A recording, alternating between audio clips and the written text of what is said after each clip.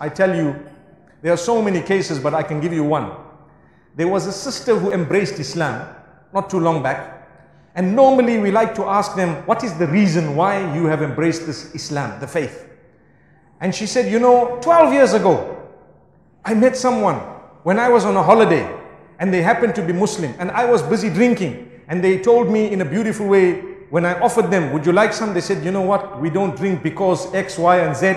And the way they spoke to me was so respectful that I went back and I researched the matter and I gave up drinking. I gave up drinking. Now I put myself in that scenario and I thought to myself, imagine someone drinking, the first thing is we will be a little bit of a distance, number one. Number two is, imagine if they offered you, what would you do? It's a test, isn't it? Someone says, brother. I don't think they would say brother, because if they were, they wouldn't offer it to you. But I hope not, actually. May Allah protect us. And if they would, how you react, it's my chance. That's what you need to tell yourself. My chance to do what? To touch the life of someone in a positive way. Allah gave me a chance. Here it is. So now you can explain in a beautiful way. You know what? This is something that's actually not very... You don't have to change your face and spoil your face and start saying, Haram! Astaghfirullah! What are you doing? You're going to Jahannam! And so on. Relax, relax. Take it easy. Touch the life positively. You're going to get angry, you're going to touch it negatively. Really? If you want them to think about what you're saying, talk to them, communicate, engage them, touch it in a beautiful way. What are we talking about? Touching the life of someone who is engaging in a sin at that moment and they're offering you to share the sin with them, and you're touching their life in such a way that later on it will have an impact. It has happened. I'm giving you a live example of a sister who said, more than a decade back, someone told me something about alcohol and I researched it and I saw it. As a result, I ended up giving up this alcohol, and as a result, I started studying Islam because they were Muslim, and I found that it is a religion that protects your health. How does it protect your health? Through halal. She says, I never knew what halal was because we were bombarded with this misinformation that halal is actually some form of magic. If you are to eat it, you suddenly like the Muslims.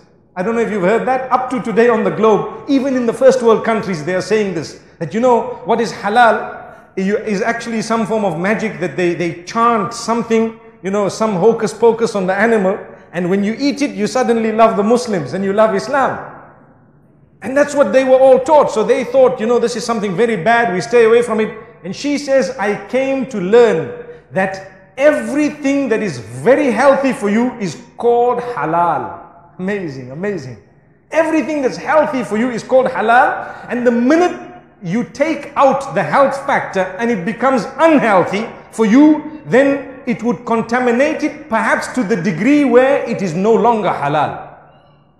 Obviously, depending on the level of harm. Sometimes people might say, okay, red meat has cholesterol in it, or perhaps it might increase my cholesterol and so on. So why is that not haram? My brothers and sisters, to be honest with you, if it is slaughtered correctly, it will be halal. But at the same time, how you eat it will either be correct or not correct. Not correct meaning you're harming yourself. You cannot just have it every day, half a kilo, 1 kilo, and you think, okay, it's halal, alhamdulillah. Technically speaking, the food is halal, but the way you're eating it is wrong. We'll use the word wrong, inshallah. May Allah subhanahu wa ta'ala help us to understand. So this is the gift of Allah. This person touched me. I was touched and moved in a very positive way. It affected me to the degree that today I'm sharing it with you.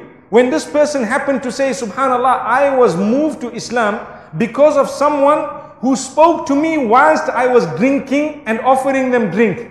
And as a result, I then went to, meaning I quit that and subsequently started studying the deen and checked this halal issue and found it to be something so moving that I decided to go deeper into the faith. And then I realized this is the true faith. Yet there was a stage when I really disliked Muslims with a passion. Now this proves, subhanallah, that if you are to touch the lives of people who did not like you at all, in a positive way, look at how they can turn by the help of Allah. You and I are only a means. We're only